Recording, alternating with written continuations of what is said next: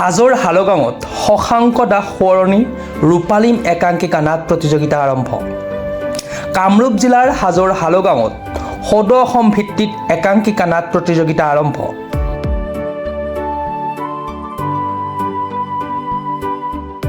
দুদিনীয়া কাৰ্যসূচীৰে বিশিষ্ট অভিনেতা শশাংক দাসৰ সোঁৱৰণত ৰূপালীম একাংকিকা নাট প্ৰতিযোগিতাখনি হালগাঁও অভয়চৰণ চৌধুৰী ষ্টেডিয়ামত আজিৰে পৰা আৰম্ভ হৈছে।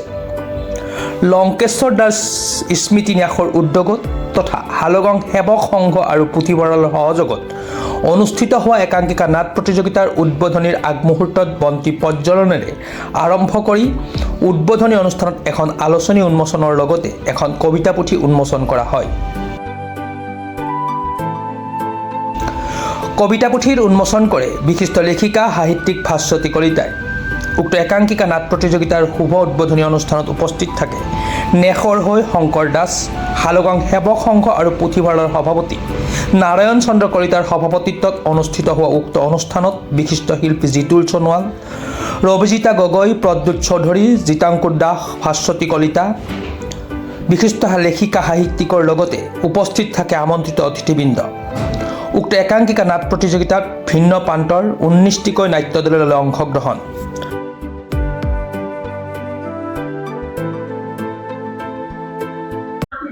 দেউতা শশাংক দাস কলিতা যদিও পেছাত শিক্ষক আছিলে, তেখেত সুদক্ষ অভিনেতা আছিলে। বহুত বছৰ শিক্ষকতা কৰাৰ আগতে তেখেতে থিয়েটাৰতো আছিলে। তাৰপিছত যেতিয়া পৰিয়ালৰ বিভিন্ন বান্ধোনত আহি পেলাই শিক্ষকতা কৰিবলৈ চাকৰি জীৱনলৈ আহিবলগীয়া হ'ল, তেতিয়া যদিও থিয়েটাৰ এৰি আহিবলগীয়া হ'ল, কিন্তু অভিনয় তেখেতে এৰিব নোৱাৰিলে।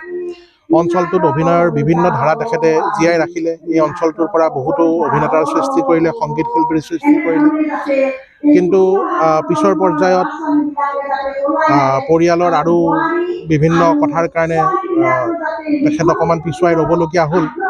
আৰু যেতিয়া স্বাস্থ্যই তেখেতক অনুমতি নিদিলে, 2019 চনৰ 6 ফেব্ৰুৱাৰীত দেউতাই আমাক এৰি গুচি গ'ল। 2020 চনৰ পৰা আমি সেইকাৰণে দেউতাৰ স্মৃতিটো জীয়াই ৰখাৰ বাবে এই ৰূপালীম নামেৰে একাংকিকা নাটক প্ৰতিযোগিতাখনৰ আয়োজন কৰিলোঁ। এয়া আমাৰ পৰিয়ালৰ একান্ত ইচ্ছা আছিল। পিছত যেতিয়া গাঁওবাসীৰো আমি সহযোগ পালোঁ, তেতিয়া এই প্ৰতিযোগিতাখনিয়ে পূৰ্ণাংগ ৰূপ পালে। আৰু 2020 চনৰ পৰাই চলি আছে, এইবাৰ 5ম বৰ্ষ। আমি প্ৰতি বছৰে 2020ৰ পৰা 14টাকৈ দলক অংশগ্ৰহণৰ সুবিধা দি আছিলোঁ, কিন্তু এইবেলি দলসমূহৰ তাগিদাত আমি বঢ়াবলগীয়া হ'ল। এইবেলি 19টি দলে এই প্ৰতিযোগিতাত অংশগ্ৰহণ কৰিছে। আৰু আজি ইয়াৰ উদ্বোধনী অনুষ্ঠান। এই উদ্বোধনী অনুষ্ঠান শেষ হোৱাৰ লগে লগে এই প্ৰতিযোগিতাসমূহ আৰম্ভ হ'ব। নগাঁও, কলিয়াবৰ, নলবাৰী, যোৰহাট, আমাৰ স্থানীয়ও আছে। এনেকৈ বিভিন্ন ঠাইৰ পৰা 19টি দল আহিছে। আৰু আমি আশা কৰোঁ আপোনালোকৰ সহযোগিতাৰে, আপোনালোকৰ সংবাদ গোষ্ঠীসমূহৰ সহযোগিতাৰে আমি অসমৰ বিভিন্ন ঠাইলৈ এই প্ৰতিযোগিতাখনিৰ খবৰসমূহ লৈ যাব পাৰিম। আৰু পৰৱৰ্তী সময়ত আমি আৰু ডাঙৰকৈ আৰু বেছি দলৰ অংশগ্ৰহণেৰে এই প্ৰতিযোগিতাখনি আগবঢ়াই নি থাকিব পাৰিম। বিগত বৰ্ষকেইটাতকৈ এইবেলি নাট্যগোষ্ঠীৰ যি দলৰ অংশগ্ৰহণ খুবেই বেছি শুভ লক্ষণ। হয়, কিন্তু আমাৰ কালিও আচলতে আৰু 2টা দলে অংশগ্ৰহণ কৰিব বিচাৰিছিলে, কিন্তু সময়ৰ বাবে আমি সেই 2টা দলক দিব নোৱাৰিলোঁ।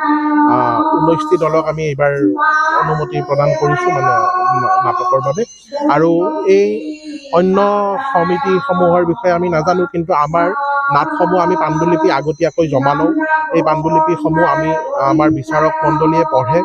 পঢ়াৰ পিছতহে আমি সমাজৰ ফালে এটা ভাল যিটো মেছেজ যাব পাৰে, তেনেকুৱা ধৰণৰ নাটকহে আমি এলাউ কৰোঁ। মোৰ দাদা আছিল নাটকপ্ৰেমী। আচলতে দাদা ঢুকোৱাৰ পিছত 2019ত সকলোৰে ইচ্ছা যে কিবা কৰিব লাগে চন্দনৰ নামত। আৰু আমি চবেই মিলি ঘৰৰো ইচ্ছা আছিল যে একাংকিকা নাট প্ৰতিযোগিতা পাতোঁ। এইবাৰ 5ম বছৰ।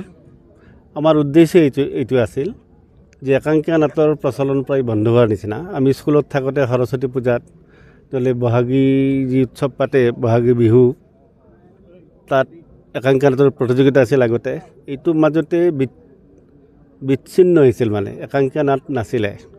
সেইকাৰণে আমি ভাবিলোঁ সেই একাংকিকা নাটৰ পৰাই অভিনেতা হিচাপে ওলাইছে, একাংকিকা নাট প্ৰতিযোগিতা আৰম্ভ কৰোঁ। তাৰ উদ্দেশ্য আছিল আমাৰ যে এই অঞ্চলত প্ৰথম বোধহয় কামৰূপৰ 3য় যাত্ৰা পাৰ্টি ইয়াৰ পৰা আছিল। ইয়াত এটা প্ৰভাৱ নাটকৰ প্ৰতি এটা আকৰ্ষণ মানুহৰ আছিলেই আৰু আমাৰ এক সংস্কৃতি আছিল নাটকৰ। তো আমি আৰম্ভ কৰিলোঁ আজি ৫ম বছৰ। উদ্দেশ্য আছিল সেইটোৱে, প্ৰসাৰ প্ৰচাৰ লাভ কৰক, যিবিলাক প্ৰতিভা গাঁৱত লুকাই আছে সেইবিলাকে একাংকিকা মঞ্চৰ যোগে অলপমান পৰিচয় হওক তেওঁলোকৰ। এইবাৰ ভাল লাগিছে, এই ৪ বছৰৰ প্ৰচেষ্টাৰ পিছত আমাৰ স্থানীয় ৩খন নাটকে এইবাৰ এই একাংকিকা নাট প্ৰতিযোগিতাত ভাগ লৈছে। গতিকে আমি ভাবিছোঁ আমি যি উদ্দেশ্য লৈ নাটক কৰিছিলোঁ সেই উদ্দেশ্যত আমি সফল হৈছোঁ। হাজোৰ পৰা কমলাকান্ত দাসৰ ৰিপৰ্ট, প্ৰাতঃ টাইম ডিজিটেল।